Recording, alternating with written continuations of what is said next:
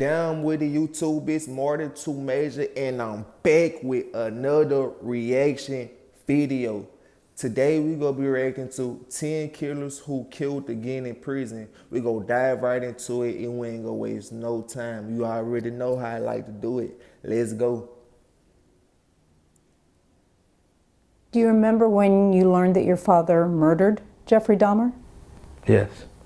It was about 10, I saw it on TV. Welcome to Watch Mojo, and today we're looking at the most chilling instances of convicted murderers who reverted to their old ways while locked up behind bars. Schaefer carries to the grave confessions, maybe where the bodies were.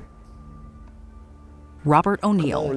In February 1980, Robert O'Neill was sentenced to life in prison for murdering 78-year-old Ralph Roscoe Sherrick. The previous year, O'Neill had broken into the home of Sherrick's son-in-law, where he encountered and fatally shot him after robbing the house. While serving his sentence at the Missouri State Penitentiary, O'Neill joined the white supremacist group, the Aryan Brotherhood. His disruptive behavior in prison led to him being locked up in a special unit reserved for the most dangerous inmates. On February 3, 1984, he and two other prisoners attacked Arthur Dade, a black man serving time for armed robbery, and O'Neill fatally stabbed him with a homemade ice pick. He was ultimately convicted of capital murder for the attack and executed by lethal injection. Wyatt Busby. Busby is... So, dude broke into somebody's house, killed them. He get to that bag. He ran into a dude who was on another charge, something real violent. He ran into him. He killed him on the yard. Then they killed him. It's a dirty game, y'all. It's a real dirty game. 7 years into a 50-year sentence for murder and has a lengthy history of violent convictions. Wyatt Busby was convicted of murder for the fatal stabbing of a man in Houston, Texas back in 2016. He received a 50-year sentence and was serving his term at the Cofield unit in Texas. While there, Busby shared a cell with suspected serial killer Billy Shamirmir. Between 2016 and 2018, Shamirmir allegedly murdered at least 18 women in Dallas and was convicted of 2 of those killings. It took years to uncover the murders because the deaths were not considered suspicious at the time due to the age of the victims. On September 19, 2023, the 2 cellmates got into a verbal confrontation which escalated into a physical altercation after Shamirmir reportedly made inappropriate comments about Busby's children. Prison guards were seemingly slow to intervene, allowing the situation to spiral out of control. By the time the 2 men were separated, Busby had killed Shamirmir. Those who wanted justice for their loved ones don't feel sorry for the convicted serial killer. Sunil Ratti. Indian gangster Sunil Ratti stumbled into a life of crime after his father's murder in 1999. 3 people were accused of the killing, and within 6 months, Ratti had... But y'all heard that though, right? The guards just let them fight and just let them basically kill each other. Whoever died first. It's a dirty game, y'all. It's a dirty game. I'm gonna keep telling y'all this till y'all get it through y'all head. Tracked down and killed 2 of them, brothers Mehek and Mohkam Singh. These acts of retaliation landed him in prison for life. In 2018, Ratti was transferred to the Bagpat District Jail after claiming his life was at risk at the previous facility. At Bagpat, he crossed paths with Muna Bajrangi, an infamous gang leader and contract killer with political ties. Bajrangi had reportedly made denigrating comments about Ratti's appearance, which angered him. As a result, Ratti fatally shot Bajrangi on July 9, 2018, using a gun he had smuggled into the jail. Kevin Roby. If you watch the early films of director John... That boy snuggled right in that beat. That boy thugging, he say, either way it go, I'ma get it through this. I'ma get it through myself. Singleton, you might recognize actor Lloyd Avery II, who played gangsters in Boys in the Hood and Poetic Justice. What a punk. What a fool.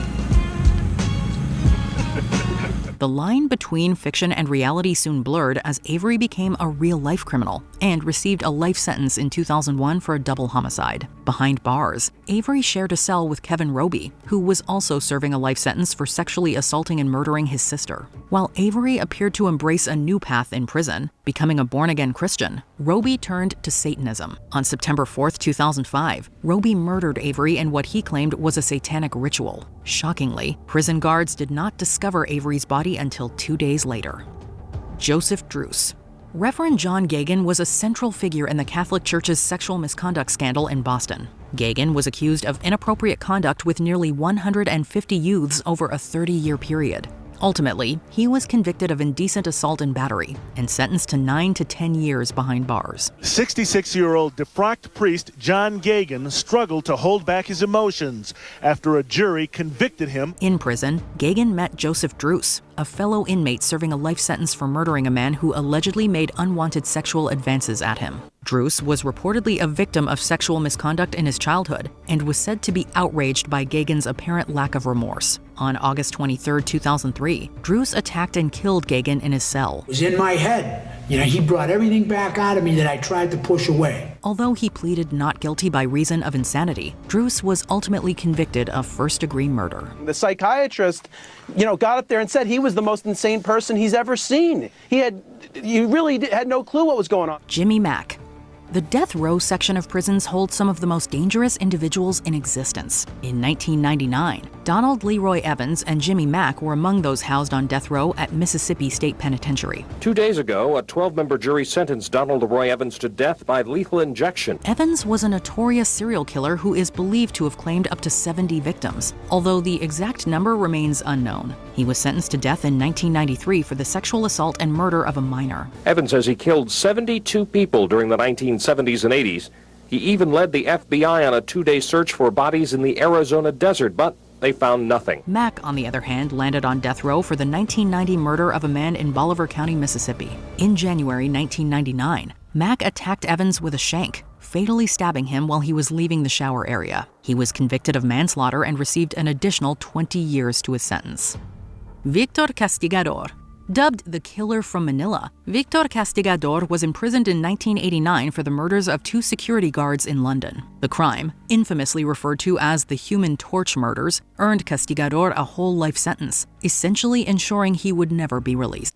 I ain't gonna cap. You run into somebody that look like him, you might as well just turn around, cause only two things gonna happen.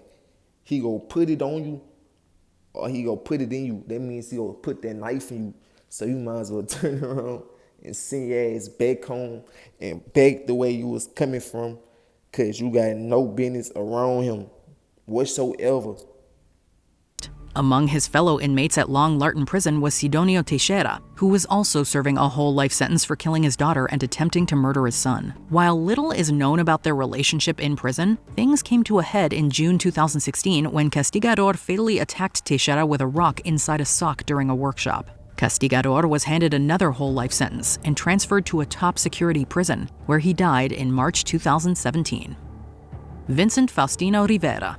The murders that took Vincent Faustino Rivera to prison occurred in Tampa, Florida in 1990. Rivera was convicted of killing 2 people just 10 days apart and sentenced to life at the Florida State Prison. Also incarcerated there was Gerard John Schaefer, otherwise known as the Killer Cop. I never thought that I would be that close to someone who was capable of doing those things. A former sheriff's deputy, Schaefer gained notoriety in the early 70s for the murder of 2 girls. Although he became a prime suspect in over 20 additional killings, he was only convicted of those 2. In 1995, Rivera and Schaefer reportedly argued over a cup of hot water, which resulted in Rivera fatally stabbing Schaefer in his cell. Schaefer carries to the grave confessions. Maybe where the bodies were? However, rumors suggest that the murder was likely a targeted hit due to Schaefer's reputation as a prison informant. Rigoberto Sanchez Velasco. In 1988, Rigoberto Sanchez Velasco stood trial for the murder of his girlfriend's daughter 2 years earlier. He had confessed to the crime shortly after it occurred, only to later recant. Nevertheless, he was found guilty and sentenced to death. But Sanchez Velasco never seemed to change his ways, even as he sat on death row. In 1995, he and another prisoner, Mario Lara, attacked two fellow death row inmates, Edwin B. Caprat III and Charles Street, in the yard, in full view of prison guards and other witnesses. Both men later succumbed to their injuries. This violent act earned Sanchez Velasco 2 additional 15-year sentences. In October... Come on, Vladito. Vladito, you go to that back and you still trying to get your groove on. Man, you gotta calm down. Like, what you thinking, Vladito? For 2002, he was executed by lethal injection for his initial crime. Before we continue, be sure to subscribe to our channel and ring the bell to get notifications. You have the option to find for occasional videos. Your father murdered Jeffrey Dahmer? Yes.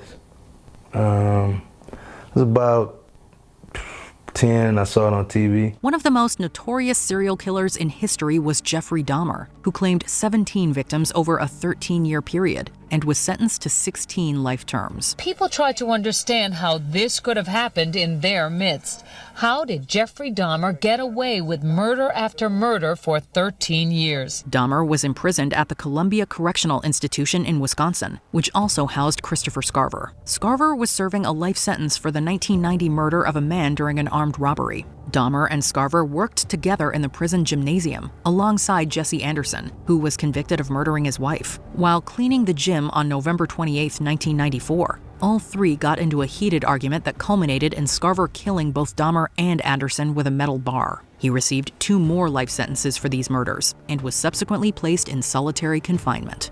What other killers never changed their spots even behind bars? Let us know in the comments below. You know what I mean? So be it. All right, y'all, that's the end of the video. Man, all of them was tripping. They got to the back, still catching bodies in a cell. The guards letting them fight. Just all type of crazy stuff going on, y'all. But it's more than 2 major, and I'm checking out.